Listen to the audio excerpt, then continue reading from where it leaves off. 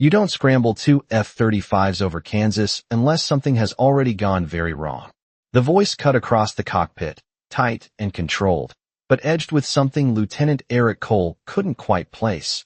Not fear, not yet, but close enough to make his grip tighten on the stick as the twin engines beneath him roared steady at 35,000 feet, the sky stretching endless and cold around the sleek gray body of his aircraft, while below him a commercial airliner drifted through its assigned corridor, unaware of the storm building silently above it, the kind of storm that never showed up on radar screens, but always left questions behind, questions no one liked answering. Cole adjusted his visor slightly, eyes scanning the data flooding across his display, every system green, every parameter normal, and yet the order had come down fast, too fast. A priority intercept on a civilian flight with no declared emergency, no transponder failure, no deviation from course, just a flagged anomaly buried deep in a system he didn't have clearance to fully access. And that alone was enough to raise the temperature in the cockpit by a few invisible degrees. Falcon 2 maintained formation. His wingman's voice came through the comms, steady, professional. But even there, in the smallest pause between words, Cole could hear the same tension threading through, the same quiet question neither of them were saying out loud. What are we really doing here? Below, the airliner's white fuselage caught the sunlight, a calm, ordinary sight against the vast blue. Passengers inside probably sipping coffee, scrolling through phones, living out a routine Tuesday at 30,000 feet, completely unaware that two of the most advanced fighter jets in the world were now pacing them like silent shadows, watching, waiting, judging.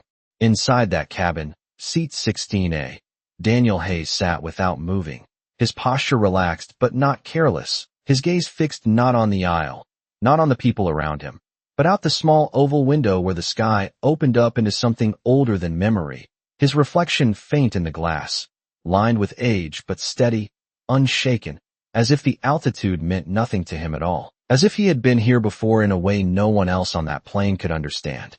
A flight attendant paused a few rows back, her smile practiced but faltering slightly as she glanced toward him. Something about the way he sat, the way he didn't fidget, didn't react to the subtle shift in the plane's engine tone as the pilots adjusted speed under ATC instruction. Something about it didn't fit, but she couldn't explain why, and so she moved on, dismissing it as nothing more than nerves, because that's what people did when something didn't make sense, they explained it away. Up above, Cole narrowed his eyes at the telemetry again, the anomaly still there, unresolved, a ghost in the system, and he exhaled slowly through his nose, forcing calm into his voice as he keyed the mic. Kansas City Center, Falcon 1. Confirmed target aircraft is stable and compliant. A brief pause answered him, just long enough to feel wrong. Falcon 1, KC Center. Aircraft is stable. Continue escort. Stand by for further instruction. Stand by. The two most dangerous words in any operation. Cole leaned back slightly, the hum of the cockpit wrapping around him like a constant reminder that control was an illusion, that sometimes the mission wasn't about what you could see, but what you couldn't, and somewhere beneath him, in a seat no one had flagged, no one had questioned, an old man continued to watch the sky with the quiet patience of someone who had already lived through worse. The first sign that something was off did not come from the sky. It came from inside the cabin, quiet and almost invisible, the kind of detail most people would miss because they were too busy living inside their own small worlds at 30,000 feet. But not everyone on that plane was ordinary, and not everyone was blind to patterns that did not belong. Daniel Hayes shifted slightly in his seat, just enough for the leather to creak under his weight, his eyes never leaving the horizon as the sunlight bent across the wing outside. And for a brief moment his fingers tapped once against the armrest, slow and deliberate, as if marking a rhythm only he could hear. Up front, behind the reinforced cockpit door, the captain frowned at a new instruction flashing across his display, a subtle change in altitude and heading, nothing dramatic, nothing that would alarm passengers, but unusual enough to make him glance at his co-pilot. That is the third adjustment in 5 minutes, the co-pilot muttered, scanning the instruments again, all systems still reading normal, engine steady, fuel consumption right on profile, nothing mechanically wrong, and yet the sky around them was beginning to feel crowded in a way that could not be seen, only sensed. Back in the cabin, a young flight attendant paused again near row 16, this time not moving on so quickly, her eyes flicking toward the window, and then back to the old man. Because she had noticed it now. The way he was not reacting to anything. Not the slight banking of the aircraft. Not the subtle changes in engine pitch. Not even the faint tension that had begun to ripple through the crew like a quiet current under still water. "Sir, can I get you anything?" she asked softly, her voice professional but edged with curiosity, and Daniel turned his head just enough to meet her eyes. Pale blue, steady, and far too calm for the situation unfolding around them. "You might want to tell your captain," he said, his voice low, gravelly, each word measured. "They are flying too high for this formation." The sentence landed gently, almost casually, but it did not belong in a commercial cabin, not from a passenger, not from anyone without a headset and a rank behind their name. The attendant blinked, unsure if she had heard correctly. "I am sorry, sir," she said, forcing a small smile. "I do not understand." Daniel looked back out the window, the faint reflection of the F-35 slicing across the sky barely visible if you did not know where to look. "They are offset wrong," he added, quieter now, almost to himself. "Wind shear is going to push them out of position." The words meant nothing to her, not really, but the way he said them, the certainty, the absence of doubt, it settled into her chest like a weight she could not explain. Up above, Eric Cole felt it at the same moment, a slight drift in formation that his instruments had not yet flagged, a subtle correction needed, and his jaw tightened as he adjusted his position by a fraction, the aircraft responding instantly, perfectly, but the thought lingered, how did he feel that before the system did? "Falcon 2, tighten your spacing," he ordered, his voice sharper now, and his wingman responded immediately, sliding into position with mechanical precision, yet the unease remained, growing, threading through every second that passed. On the ground, Kansas City Center received a quiet update from the flight deck, a message relayed almost as an afterthought by a confused captain who was not entirely sure why he was reporting it, only that something about it felt important. "Center, the passenger claims the escort is misaligned," the controller read aloud, her brow furrowing as she repeated the words under her breath, because passengers did not talk about escort formations, passengers did not notice wind shear at altitude, and passengers certainly did not speak with that kind of certainty unless they had spent a lifetime somewhere far beyond seat 16A. The controller at Kansas City Center did not respond right away, and in that silence something shifted, subtle but undeniable, the kind of pause that only happened when a detail refused to fit into the system it had been placed in, and Megan Ross felt it settle in her chest as she stared at the line of text on her screen, her fingers hovering just above the console, unmoving for a fraction too long before she finally leaned forward, eyes narrowing as she replayed the message again in her mind. "A passenger claims the escort is misaligned." The words sounded wrong even the second time. Maybe even more wrong, because there was no confusion in the report, no hesitation, just a statement passed along from a cockpit that had no reason to entertain anything coming from seat 16A unless it had carried weight, real weight. "Falcon 1, Kansas City Center," she said, her voice measured, controlled, but just a degree tighter than before. "Confirm you are experiencing any formation drift." Up above, Eric Cole frowned as the call came through, his eyes flicking again across the data, every number still clean, every system still green, and yet his instincts were no longer aligned with what the screen was telling him, because he had already corrected once, already felt the subtle pull of the air shifting under his aircraft before the computer acknowledged it. "Negative, center," he replied, but there was a pause before the word negative, small but noticeable. "Formation is stable." Stable, but not perfect, and he knew the difference, even if he could not explain it yet. Beside him, Falcon 2 adjusted slightly again, a movement so precise it would have gone unnoticed by anyone without years of training, and Cole exhaled slowly, forcing himself to trust the systems, because that was what they were trained to do, trust the data, trust the machine, trust the process, but the thought lingered, why did that passenger see it first? Down in the cabin, the flight attendant had not moved far, her mind still caught on the old man's words, and she found herself glancing back again, unable to shake the feeling that she had just brushed past something important without understanding it. Daniel Hayes sat exactly as before, hands resting lightly, gaze steady, as if nothing had changed, but his eyes tracked something outside that no one else on that plane could truly see. Not in the way he did, not with the depth that came from years spent reading the sky like a map written in motion and pressure and silence. "Sir," the attendant said again, quieter now, leaning in just slightly. "How would you know that?" Daniel did not look at her this time, his attention still fixed beyond the glass. "Because they are correcting too late," he said, each word calm, almost distant, "and they are trusting the wrong numbers."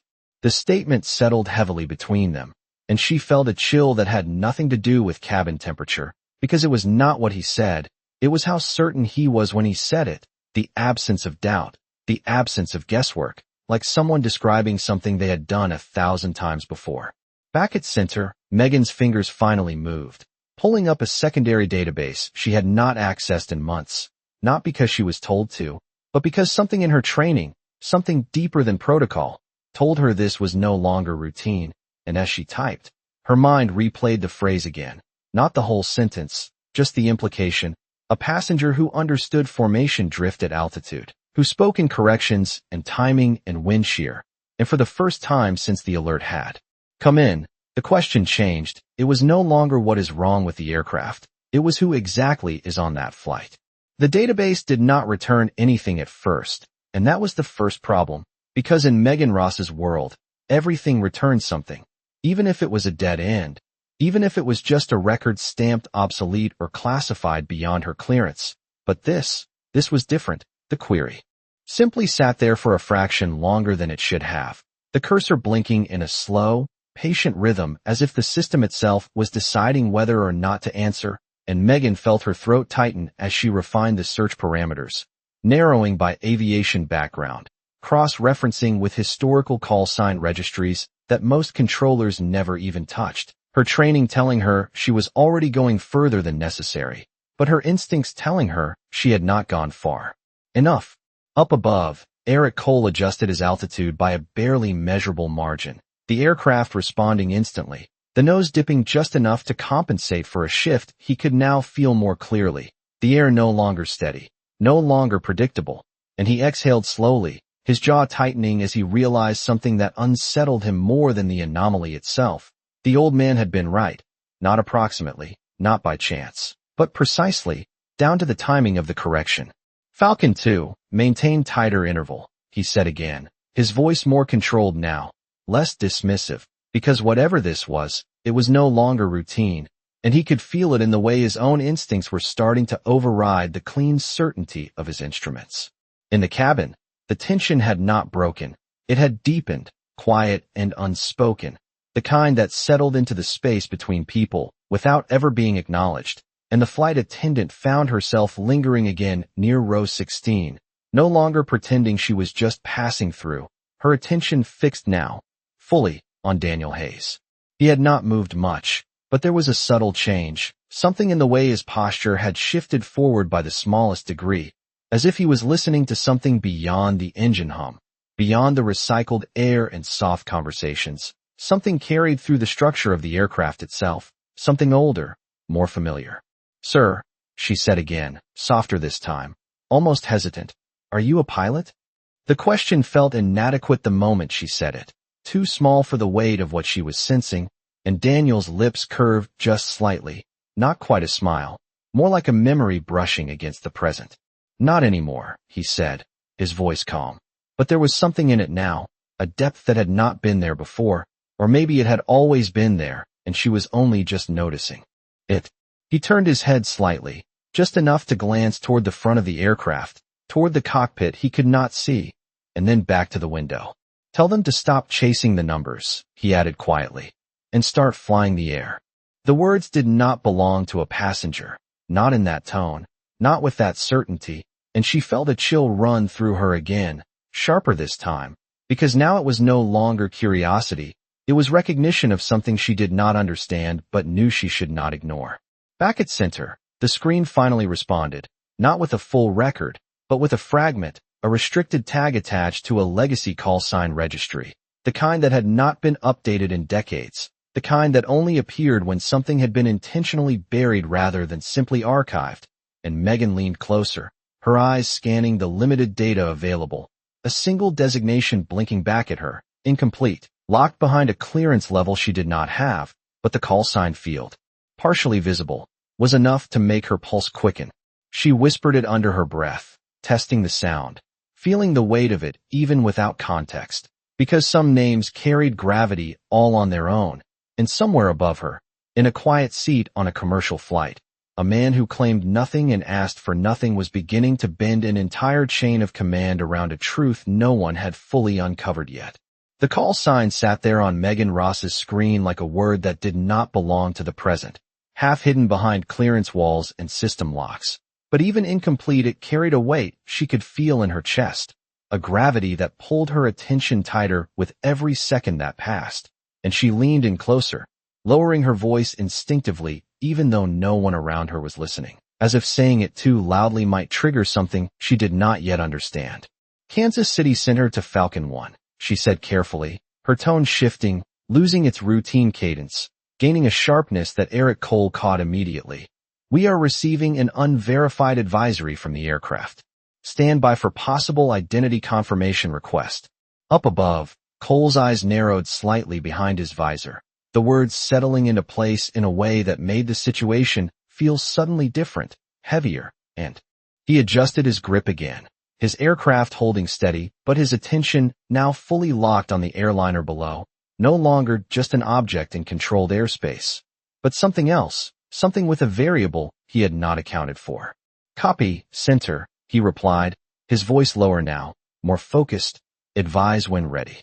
Beside him, Falcon 2 mirrored his movement, both jets holding position with a precision that looked effortless but required constant correction, constant awareness, and now that awareness was no longer centered on the machine, it was centered on a question. Inside the cabin, the flight attendant hesitated one last time before stepping forward, her training telling her to return to routine, to keep things normal, but something stronger pulling her toward the cockpit, toward the only place on the aircraft that might understand what she had just heard. And as she moved, she glanced back once more at Daniel Hayes, who had not followed her with his eyes, had not acknowledged her departure at all, because his attention was still fixed outside, still tracking something beyond the reach of anyone else on board. He shifted again, just slightly, his fingers resting now against the edge of the window frame, and for a brief moment his reflection aligned perfectly with the distant shape of the escorting aircraft, a ghost layered over steel, past and present occupying the same narrow strip of sky. They are correcting early now, he murmured, barely audible, more observation than statement, and there was no satisfaction in his voice, no pride, just quiet confirmation, like someone watching a pattern unfold exactly as expected. Up front, the cockpit door opened just enough for the flight attendant to lean in, her voice quick, controlled, but carrying urgency now. Captain, you need to hear this, she said, and within seconds the message was relayed again, not as a passenger comment this time, but as something closer to a report, something that had to be taken seriously if only because it refused to make sense any other way.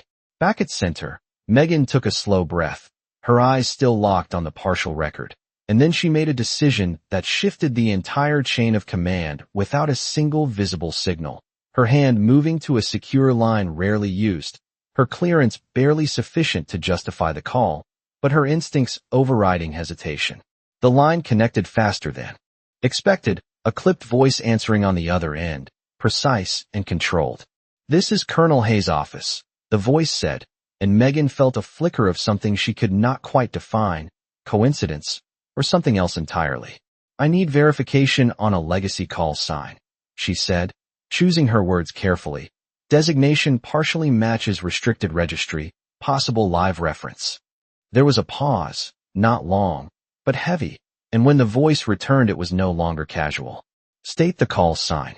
Megan swallowed once, her eyes flicking back to the screen, to the incomplete field that somehow felt more complete than anything else in front of her, and she spoke the words slowly, clearly, as if the air itself needed to carry them correctly.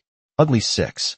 The silence that followed was immediate, absolute, and somewhere high above, without knowing why, Eric Cole felt the atmosphere shift again, not in the air around his aircraft, but in everything else. The silence on the secure line did not break immediately, and in that suspended moment Megan Ross understood, without being told, that she had just crossed into something far beyond routine air traffic control, something older, heavier, and protected in ways she had never needed to think about before. And when the voice finally returned, it had changed completely, stripped of casual tone, replaced by a precision that carried authority without raising volume. "Say that again," the man said, slower now, each word deliberate, and Megan did not hesitate this time. "Ugly 6, she repeated, steady, clear, and the response came not as a question, but as a decision. "Hold your position. Do not transmit that call sign over open channels." The line went dead before she could reply, and Megan stared at the console for a second longer than necessary, her pulse steady but elevated, because now she knew, whatever this was, it was real. Up above, Eric Cole felt the shift ripple through the system before he heard anything official, the kind of invisible change that came when someone higher up the chain had taken control, and his display flickered with a new instruction, subtle, almost buried among routine data, but unmistakable once seen: maintain escort, stand by for priority directive. He frowned slightly, the muscles in his jaw tightening as he keyed the mic again. "Kansas City Center, Falcon 1, confirm new directive," he said, his voice calm but edged with focus, and this time the response came faster, sharper. "Falcon 1, maintain current formation. No further adjustments unless instructed. Acknowledge." The phrasing was different now, less conversational, more controlled, and Cole felt it immediately. The mission had changed, even if no one had said how. "Falcon 1 copies," he replied, and beside him Falcon 2 echoed the acknowledgement, both aircraft settling into a formation that was no longer just escort, but containment, observation, something more deliberate. Inside the cabin, nothing had visibly changed. The soft hum of engines continued. Passengers shifted in their seats, unaware of the invisible lines tightening around them. But Daniel Hayes felt it, not through instruments or instructions, but through the air itself, through the subtle steadiness that replaced earlier corrections, and he nodded almost imperceptibly, as if confirming something only he had been waiting for. His hand lifted slightly from the window frame, then rested again, the movement small but intentional, and his eyes tracked the position of the escorting jets with quiet precision. They finally listened. He murmured, not to anyone in particular, his voice low, almost lost in the ambient noise, but the certainty in it was absolute. In the cockpit, the captain exchanged a brief glance with his co-pilot as another coded message came through, this one marked with a priority tag neither of them had seen on a civilian route before, and the captain exhaled slowly before reading it aloud, his voice steady but tight. "Maintain current heading. Do not alter course. Await further instruction." No explanation, no reasoning, just command, and that alone was enough to tell him this was no longer about routine traffic management. Back on the ground, doors that rarely opened had already begun to move, phones ringing in offices that did not appear on standard directories, names being spoken in tones that carried both urgency and restraint, and in one of those offices, far removed from the quiet blue sky above Kansas, a man stood up from his desk the moment he heard the call sign, his expression sharpening in a way that suggested recognition, not confusion. "Get me that flight," he said, his voice low but absolute. And as the order moved outward, invisible but immediate, the space around a single seat on a commercial aircraft began to carry a weight no one on board could yet see, but everyone, in one way or another, was about to feel. The confirmation did not come through the usual channels. It came through absence, through the way the airwaves tightened and simplified, stripped down to only what was necessary, and Eric Cole recognized it instantly, not because anyone had told him, but because he had been trained to feel the difference between noise and control, and now everything around him had gone quiet in a way that meant someone far above his pay grade was listening. His display updated again, this time not with instructions, but with a subtle override flag, a marker that placed his aircraft into a controlled envelope he did not fully command anymore, and his breath slowed as he adjusted his posture, instinctively sharper, more precise. "Falcon 2, hold exact position," he said, his voice lower now, No trace of earlier skepticism, only discipline, and his wingman responded without hesitation, the two jets aligning with a precision that bordered on ceremonial rather than tactical. Inside the cabin, the shift was still invisible to most, but it had begun to press against the edges of awareness, the kind of quiet tension that made conversations soften and movements slow without anyone knowing why. And the flight attendant who had first spoken to Daniel Hayes found herself standing still near the galley, watching him now with open focus, no longer pretending it was casual. He had not moved much, but there was a stillness around him that felt heavier than before, as if the space itself had adjusted to accommodate something it had not recognized earlier. He leaned back slightly, the sunlight catching the lines of his face, and for the first time his eyes closed for a brief second, not in rest, but in memory, something distant passing behind them, something that did not belong to this flight, this year, or even this decade. They always overcorrect at first, he said quietly, more to the window than to anyone else. Takes a minute to remember how to trust it. The words drifted into the hum of the cabin, unnoticed by most, but not by her, and she felt it again, that quiet certainty, the absence of doubt that made everything he said feel less like opinion and more like recall. Back at Kansas City Center, Megan Ross no longer looked at the main traffic display, her attention locked instead on the secure line indicator that had not lit up again. Not yet, but she knew it would, because the moment that call sign had been spoken, the situation had moved beyond her control, and now she was simply holding the line steady for something larger to take shape. Her console chimed once, a soft tone, and a new directive appeared, not from her usual command chain, but from a higher tier, marked with restricted priority. She read it once, then again, her breath catching slightly at the phrasing. Maintain current operations. Await direct communication. Do not initiate further queries. It was not a suggestion, it was a boundary, and she leaned back slightly, her hands resting still, because now the system was no longer asking questions, it was preparing to answer one. Somewhere far from the quiet sky above Kansas, a secured communication channel opened, routed through layers of clearance and authority, and a voice entered the network that carried no introduction, no identification, because it did not need one. The first place it reached was not the control center, not the cockpit, but directly into the encrypted band feeding the escorting aircraft. Eric Cole heard it before he saw the new channel indicator, a voice that was calm, measured, and unmistakably in command. Falcon 1, it said, and Cole felt his spine straighten instinctively, every ounce of training snapping into place. You will maintain escort and stand by for identity confirmation. There was a pause, just long enough to carry weight, and then the voice added, quieter, but somehow more significant. Do not transmit unless instructed. Cole swallowed once, his hands steady on the controls, his eyes fixed forward as the realization settled fully now. This was no longer about a flagged aircraft. This was about a name, and whatever that name represented had just taken control of everything.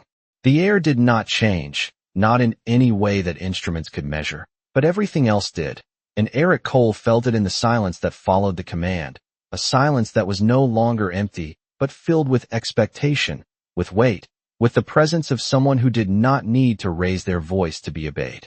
His eyes flicked briefly to the encrypted channel indicator, now steady, locked, and he adjusted his position by instinct rather than instruction, the aircraft responding with perfect compliance as he settled into a formation that felt less like an escort and more like a line drawn with intention. Falcon 2, hold exactly here, he said quietly, not as an order, but as confirmation, and his wingman matched him precisely.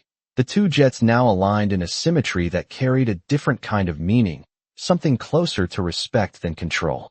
Inside the cabin, the quiet had deepened into something almost tangible. Conversations had softened, movements had slowed, and even those who did not understand why felt it pressing gently against their awareness, like the atmosphere itself had decided to listen.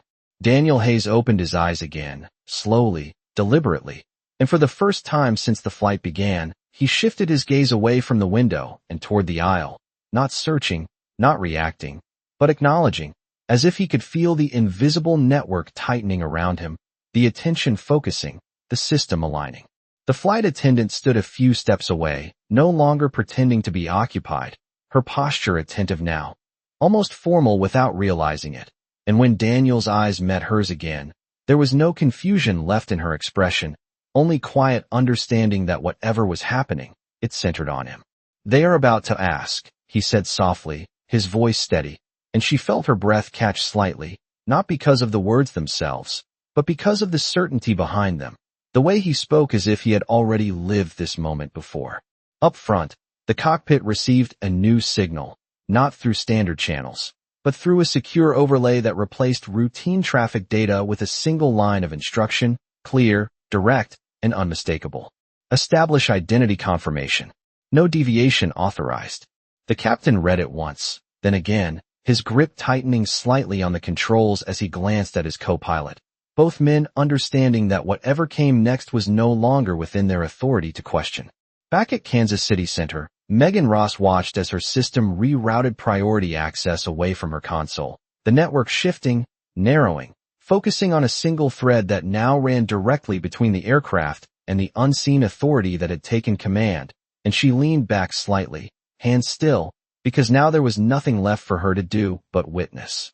The encrypted channel opened fully, not with static, not with noise, but with a clarity that cut through everything else, and the voice returned, the same. One that had spoken before, calm, precise, and absolute.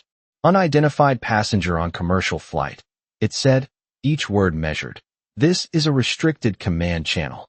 You are instructed to identify yourself." The words traveled through layers of systems and protocols, reaching the cockpit, then the cabin, carried not by speakers but by the quiet shift in attention that followed them, and for a brief moment, everything seemed to hold its breath. Daniel Hayes did not move immediately, did not react with surprise or urgency. He simply sat there, hands resting lightly, eyes steady, as if he had been waiting for this exact moment to arrive at its own pace.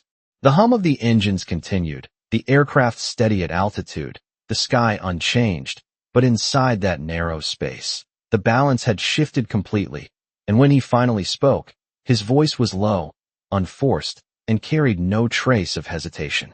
"You already know who you are talking to," he said, not into a microphone, not directed at any visible source, but into the moment itself, and somewhere above and beyond. Eric Cole felt it land, felt the weight of it settle into the silence, because this was no longer a question of identity. It was the confirmation of something that had never really been lost. For a fraction of a second, nothing moved, not in the cockpit, not in the control center, not even in the quiet rows of the cabin where passengers now felt something they could not name pressing gently against their awareness. And then the silence shifted, not broken, but acknowledged, like a line finally drawn between what was known and what had always been there waiting to be recognized. Up above, Eric Cole did not realize he had stopped breathing until he exhaled slowly, his hands steady on the controls as his eyes fixed forward, no longer searching, no longer questioning, because whatever uncertainty had existed before had just been replaced by something far more precise, something that carried clarity without explanation. The encrypted channel came alive again, but this time the voice did not ask anything. It simply spoke, calm and absolute. "Confirmed," it said, a single word, but it carried through the system like a command that did not need to be repeated. And then, after a brief pause that held the weight of decades, it continued, softer but unmistakable. "Escort priority changes. You are now in support." Cole's throat tightened slightly, not from confusion, but from recognition of what that meant. The shift from oversight to protection, from evaluation to respect, and he adjusted his aircraft by instinct, not to contain, but to align, the nose angling just enough to place the airliner at the center of his formation rather than beneath it. "Falcon 1 copies," he said, his voice lower now, stripped of earlier edge, carrying a tone he had never used on an open channel before, and beside him Falcon 2 mirrored the adjustment, the two jets moving into a formation that no longer watched, but honored. Inside the cabin, the change was subtle but undeniable, the aircraft holding steady as before, the engines humming with the same constant rhythm, but the space felt different, lighter in some ways, heavier in others, as if something unseen had settled into its proper place. The captain's voice came over the intercom, calm, professional, but carrying a trace of something more, something unspoken. Ladies and gentlemen, we will be maintaining our current altitude and course. Thank you for your patience. No mention of escorts, no mention of changes, just routine words that now carried a different meaning for those who felt it. Near row 16, the flight attendant stood still, her posture no longer uncertain, but composed, her gaze steady on Daniel Hayes. And for the first time she gave a small nod, not because she understood everything, but because she understood enough. Daniel returned his gaze to the window, the faint outline of the escorting jets now perfectly aligned in the distance, their movement smooth, deliberate, and he allowed himself the smallest exhale, a quiet release that carried no pride, no satisfaction, only completion. Took them long enough, he murmured, the words almost lost in the hum of the cabin, but the tone carried no judgment, only familiarity, like someone who had seen the same pattern play out more times than he could count. Back at Kansas City Center, Megan Ross watched the priority indicators shift one final time, the system stabilizing, the anomaly resolved not by correction, but by recognition, and she leaned back slightly, her hands resting still as the tension that had built slowly released into something quieter, something steadier. Somewhere far beyond the reach of that clear blue sky, the secure lines closed, the voices withdrew, and the network returned to its normal rhythm, leaving behind only the echo of a name that had moved through it without resistance. High above Kansas, at 35,000 feet, a commercial airliner continued its path as if nothing had changed, but the two F-35s beside it held their position with a precision that spoke without words, and inside, in a seat that no longer felt ordinary, a man who had never asked to be seen simply watched the horizon, calm, steady, and unchanged, because some things did not need to be proven. They only needed to be remembered.